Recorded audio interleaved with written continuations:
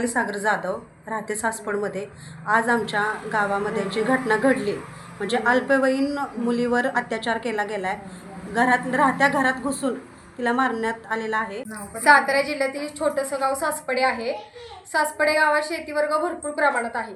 दिवसभर महिला शेता वर्गात जातात, काम करतात। आता सध्या सुगीचे दिवस चालू झालेत आणि ह्या सुगीच्या दिवसात चालू असताना शाळाचे पेपर चालू आहेत। पेपर सुटल्यानंतर शेजारची आमच्या घरा शेजारी मुलगी आर्या, कवडीशी मुलगी की तिने अजून जग काय हे ही दुनिया पाहिलीच नव्हती, अशी ह्या मुलीवर नराधमच्या घरा शेजारतात की त्यांनी 10 वर्षापूर्वी म्हणा 1.5 वर्षापूर्वी म्हणा ह्याने हे सातत्याने कृत्य केलं।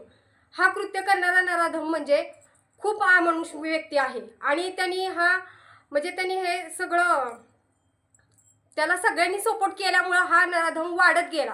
ह्याचं कृत्य इतकं अमानुष आहे की त्या मुलीला त्यांनी खाऊ दिलं नाही की पिऊ दिलं नाही। शाळा सुटल्यानंतर मुलगी नुकतीच घरात आली, वडील शेजारी होते, वडिलांनाही ह्या गोष्टीची काही कल्पना नाही झाली आणि असे ह्या मुलीवर त्यांनी नुराधुरानी बोचकारे निर्घृण कृत्य केलं आहे आणि अशा ह्या नराधमाला ही शिक्षा झालीच पाहिजे।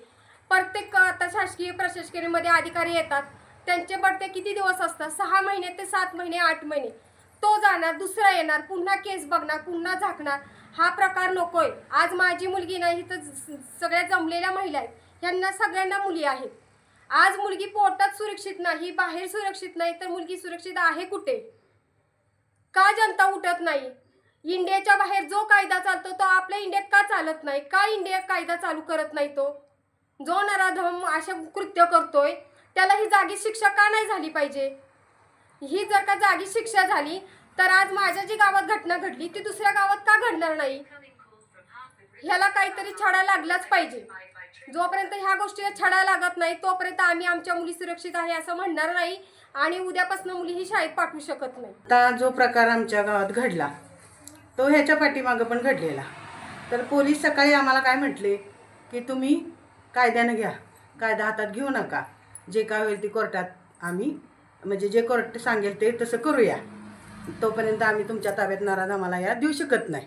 आमचं सगळ्यांचं म्हणणं काय होतं गावकऱ्यांचं की त्या नराधमाला आमच्या ग्रामपंचायत समोर आणा, त्याला आग समोर जिवंत पेटवा, मगच आम्ही आमच्या मुलीला अंत्यसंस्कारासाठी नेणार। मग असं ते आम्हाला पोलीस म्हटले की आम्ही तसं करू शकत नाही, कोर्टाच्या नियमाप्रमाणे जे काय होईल ते होईल। तर माझं वैयक्तिक असं मत आहे किंवा सगळ्या आमच्या महिलांचं मत आहे की मागच्या 2 वर्षापूर्वी जी घटना घडली त्याच्यावर कोर्ट काय म्हणलं, या पुढच्या महिन्यात तारीख आहे, पुन्हा 2री तारीख 3री तारीख, अशा भरपूर तारखा दिल्या त्याने। 2 वर्ष घालवून त्याच्यावर पडदा टाकला। मग तसं या पण आता मुलीचं होणार का? आमचं सगळ्या महिलांचं असं मत आहे की हा निर्णय 8 दिवसाच्या आत लागला पाहिजे आणि त्या नराधमाला आमची सगळ्यांची इच्छा आहे की आमच्या गावात आमच्या ग्रामपंचायती समोर त्याला शिक्षा झाली पाहिजे। हो, ही शिक्षा किंवा चौकात आमच्या तर सगळ्या आमच्या मुली सुरक्षित अजिबात नाही आणि म्हणून आज पोलीस खाली जाणार झाले। 10 वर्षापूर्वी तो नराधम सोडला, तो कसा सोडला हा पोलिसांना माहिती, आम्हाला काय माहित नाही। त्याला जेव्हा सोडला म्हणून तो परत फिरून त्यानं 2 बलात्कार केले, 2 मुलींची निर्गुण हत्या केली त्यानं। आणि जर आता पण सोडणार ना तर अजून कुठली तरी 4थी मुलगी त्याची होणार आहे हवाली।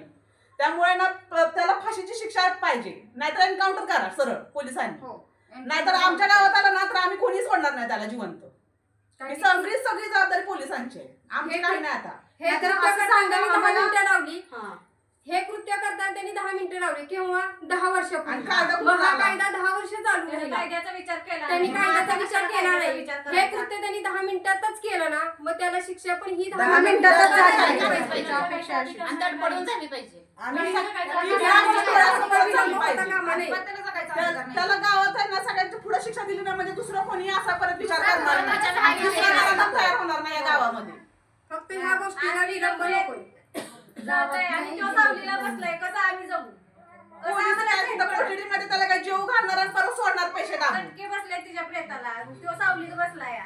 1 का 2 3 पुरींना असं केलंय त्यानं आणि आता 4थी वेळेस आम्ही कुणी सांगा मुली जन्माला घालू नका म्हणून हो. हे असं आम्हाला तसं आम्ही पोटात असताना त्यांना मारून मारून टाकतो. कारण आता हे तुम्ही जे लेख वाचवा म्हणताय, आता लेख वाचवाने आम्हाला मारून टाका असं म्हणून सांगा. पोटातच वाचवली तर वाचव. वाचव. असं येणार तर नाही, हायला नाही, वाचवलं नाही, नाही नाही. द्यायलाच नको, हेच नको. त्यामुळे आता मुलीच्या संरक्षणासाठी कायदा चालू केलाय. काय कायदा फायद्याचा आहे तो?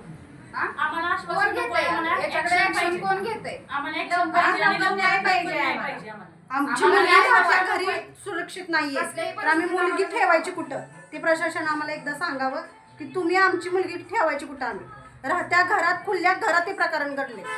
रोडच घर आहे आम्हाला.